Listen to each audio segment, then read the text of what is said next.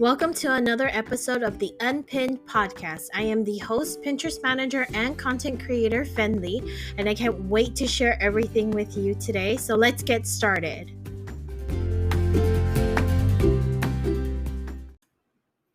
Hi, everyone. Thank you for tuning in today. I just wanted to go ahead and talk about the subject for today's episode. It's all about rich pins.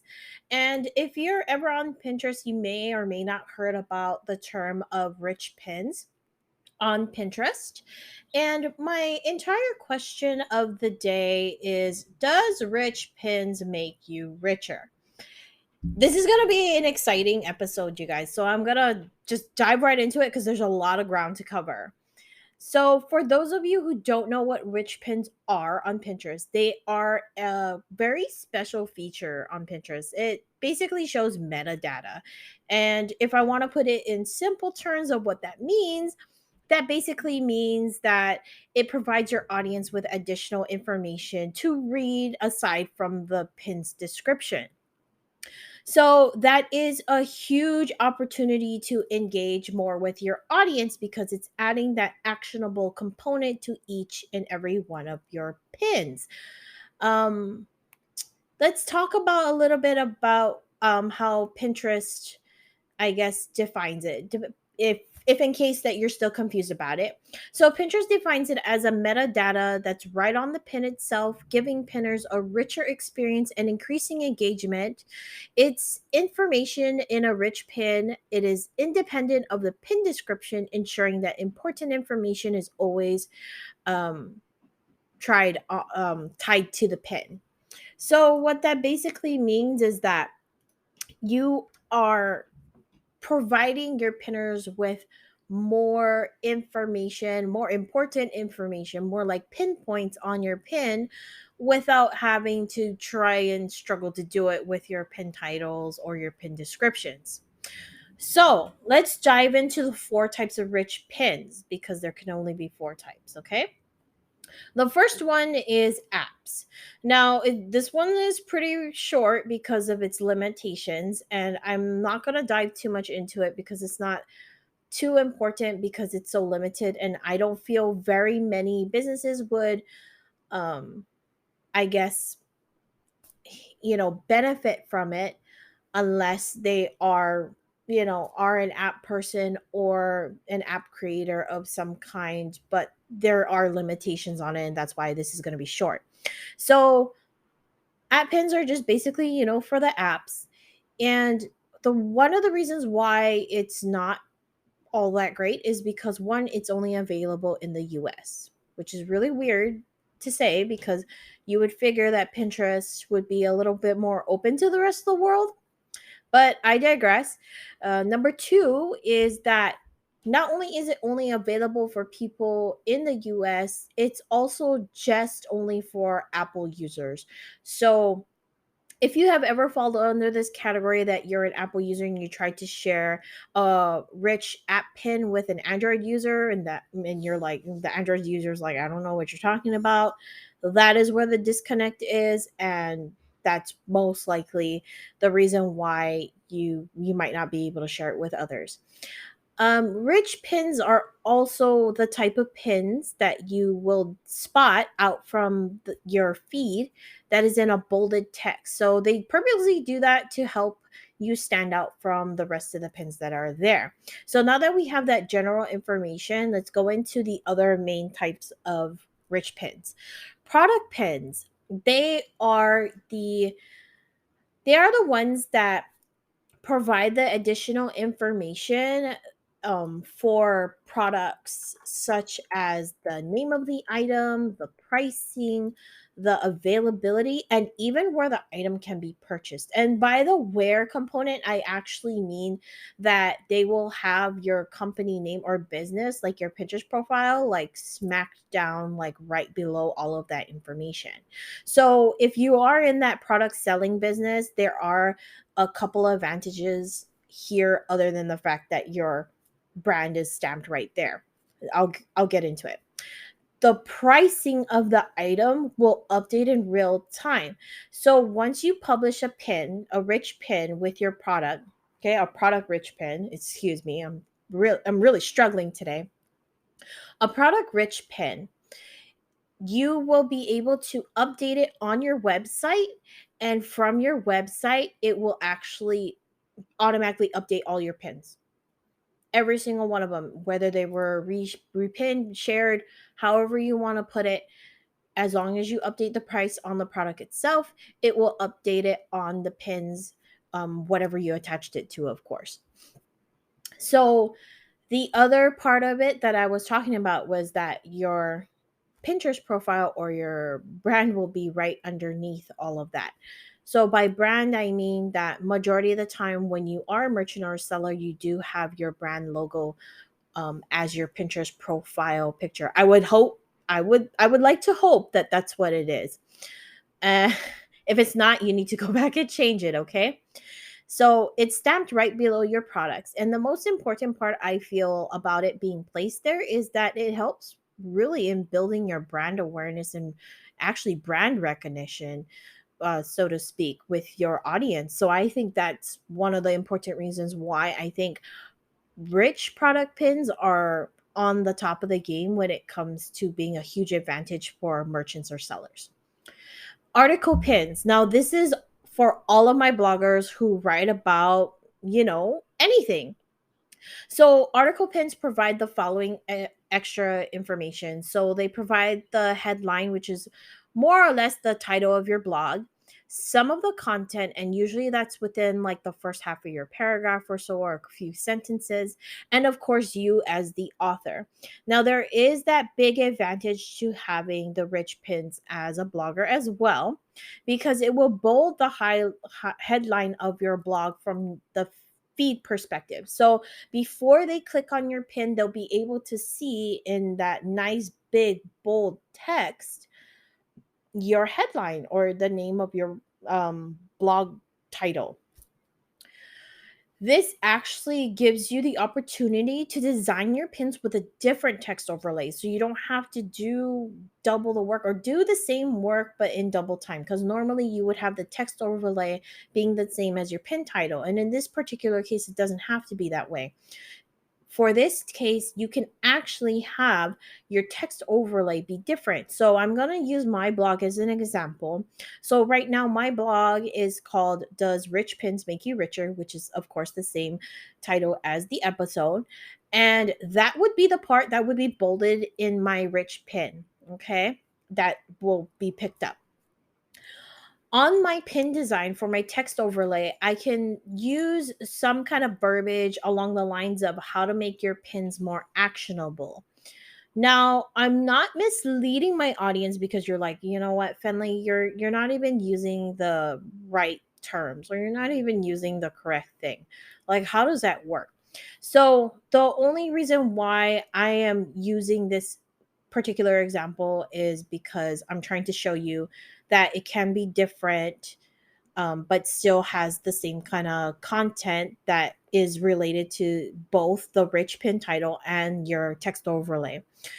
And the reason why I worded it the way that I did is because, not everybody knows what rich pins are. And I understand that about my audience. So therefore, I will say something like how to make your pins more engageable or how to get your pinners to engage on your pins.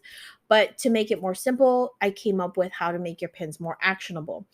And if they were to follow, the click through on the link of the pin, the blog will help them introduce the idea of the rich pin and get more educated and then understand how they can make their pins more actionable by using rich pins. So you see how that connects, you see how that bridges, you see how that works. I love it. Okay, so let's move on. So the next thing on the list is going to be recipe pins. Now, this is for all of my bakers, all of my food recipe chefs, my personal chefs, my food bloggers, even because even sometimes some food bloggers I know y'all's come up with your own recipe and you're creative, and I give you super props for that. So this is for you guys. What Rich Pins does for you is that they will be able to provide a list of the ingredients, the cook time, and the servings to your pinners. So that way, when they look at the recipe title, they will also get the ingredients list that comes with it as well. This makes it super simple, and I want you to please, please, please pay attention, okay? There is a huge advantage to using the rich pins for this. And that's because of the fact that you want to be able to give your pinners the simplicity of being able to see if they even have the ingredients that are on your list to do the recipe. Okay? I want you to keep that in mind. That's what it's for. Because I have been going around in a lot of communities, especially with the recipe community, like where they have a lot of food and food bloggers and such. And I noticed that whenever somebody says, "Hey, you know what? My numbers are down." And this is just like it's only been a week that it's been down, and it probably dropped like by a couple hundred, but to them that's a lot, considering that they're so used to having this high traffic. So that's another thing I want to get into, is that you need to understand that it is very natural to have a fluctuation in your numbers. There's always going to be a high with Pinterest, and there's going to be your low times in with Pinterest, and that happens throughout the month. But again, I'm diverting from the entire point. My point here is that when I see these food bloggers go, "Hey, you know what? My numbers are down. Like, what am I doing wrong? Why isn't it working? Like, what's going on?" People, the first thing they say, and I found this so surprising, like people who have been blogging for a long time and have been doing recipes for a long time, they say something as, "Turn off your rich pins. Turn it off, take it off, delete them, remove them, and then your numbers will go back up." Right. So let's think about this situation here. You turn off your rich pins, so that inevitably takes away the ingredients list and all that extra information that people would need in order to make a recipe. As a pinner's point of perspective, what is the pinner's gonna do if they don't know how to make this particular recipe? What are they gonna do? They're gonna click through. Of course, they're gonna click through, but this is basically forcing your pinners to click through to get to their blog so that it counts on their page. But however, like there's this big thing, right? Even though that, yes, that may work to your advantage, but you have to look on the other side of it. Okay, guys, I need you to understand this. Your traffic may be high, but check your bounce rates. I guarantee you they're just as high or even higher. And that's because people are going in there looking for the list, and then they find the list, and then they see that, okay, well, they don't have everything that's on there, and then they leave. Most pinners ultimately want to know what they need in order to make your recipe, or even if they have those ingredients on hand. And in the end, like, pinners just really want to have an easy to read list in order to go out and get what they need. Otherwise, they're not even going to bother, because they don't want to have to sort through that ton of information and all the explanations. Not saying that it's a bad thing, you guys. It's a really good thing that you provide all the backstory and the explanations to why you're doing your recipe the way that you're doing it. But you also have to consider that they're waiting for load times on your web pages, because sometimes I've seen these things. They're very long, especially through a phone. It takes a while to even load. And sometimes, even when I'm scrolling through, it's still loading. And sometimes I get stuck because I'm still waiting.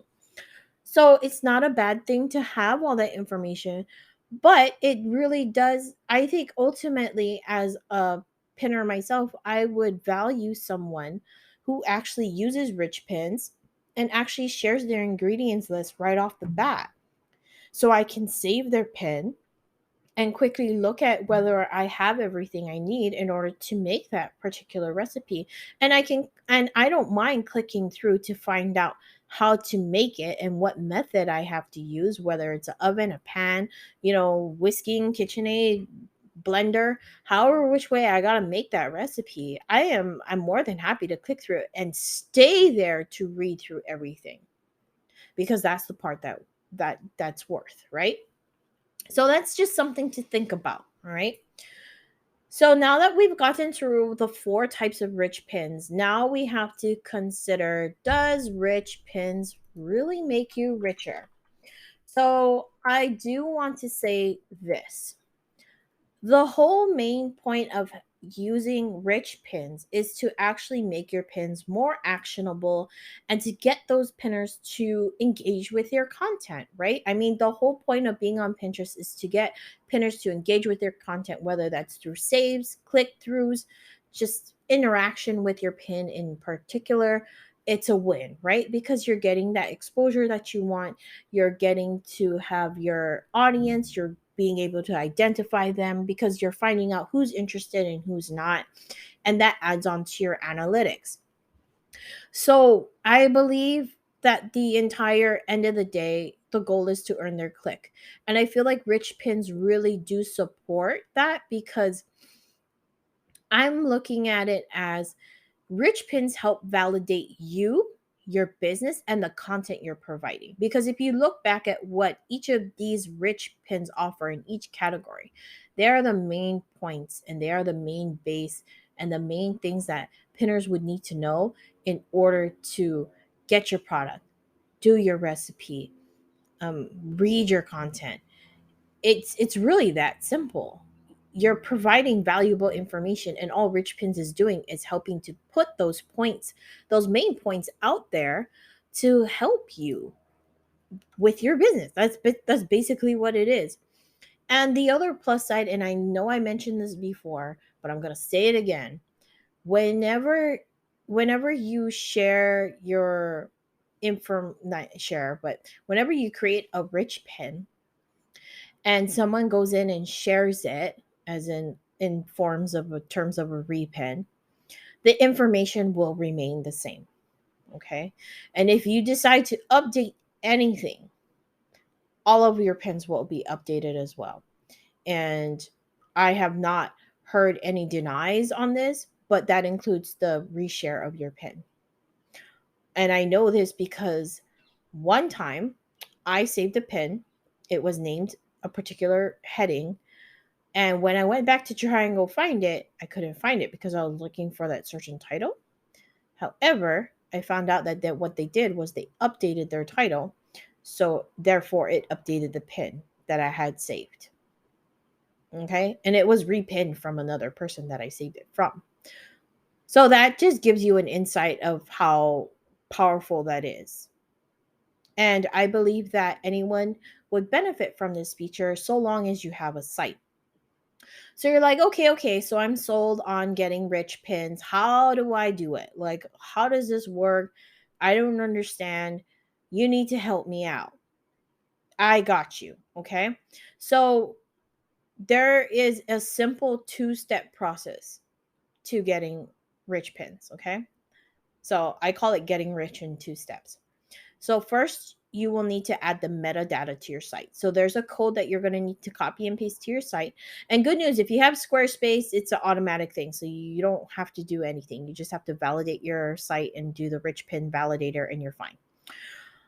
Once you have copied and pasted that code into your site, then the next step would be that you have to use the rich pins validator on Pinterest to apply for those rich pins. Make sure that whatever link you're using to validate your rich pins is not your homepage. Anything other than your homepage, that's the one that you use. Okay. It really takes like a minute or so to validate because it's pretty fast. Like I haven't sat there for hours or anything like that. It took less than like 2 minutes for it to pop up. And then you're set. You can create your rich pins. And if you want to know where you can find all of these steps and get the code tailored to your platform, I posted a direct link. I'm going to share it in the description as well. But if you go over to my blog, I also have it there. And if you are on WordPress, I'm just going to give this as a bonus. If you're on WordPress, there are some extra steps to adding that metadata to your site, and that is to install the Yoast SEO plugin. And Yoast is spelled Y as in yak, O as in Oscar, A as in Apple, S as in Sam, T as in Tom. And it's a plugin that you install and then you have to configure it. So you have to make sure you include the links to all of your social media platforms when you're prompted to, and you have to enable it. I do also provide a full step-by-step guide with screenshots. Okay. And I'll drop them in the description below too. I'm not quite sure if it's going to show up on Spotify, but I'm going to put it there anyway. If you are unable to click through to get to the link that you need to get to in order to read the guide or to get the um more information on Pinterest Rich Pins, then head on over to my website, which is at www.jestfenley.com, and you can go to my blog. And my blog will be titled, Does Rich Pins Make You Richer? I make it so easy for you guys to find it. And then you just scroll to the bottom and the links will be there. Okay. That is exactly where it's going to be. I'm not going to move it. I'm not going to change it unless Pinterest changes something. Then I'll update it. But other than that, it will stay the same. So sorry. I don't know if you guys heard that. My dog just grumbled. Raiden, he just grumbled, my German Shepherd. And then he went to go hide in his kennel. He loves his kennel. That's like his den. But in any case, I am so happy that I got to go through all of this with you. And I can't wait to hear from all of you. If you need any help, I am here to help you. Feel free to book a call with me, and I'm more than happy to chat with you about answering any of your questions or anything that you're struggling with. I would love to help you out. Again, thank you so much for listening. I truly do appreciate it. And until next week, guys, I'll see you guys later. Bye.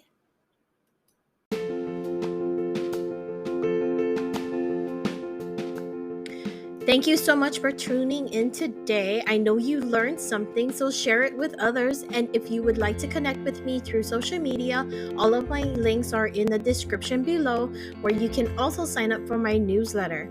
You can even message me with all of your questions. I'm always here if you need me. So until next time, keep pinning.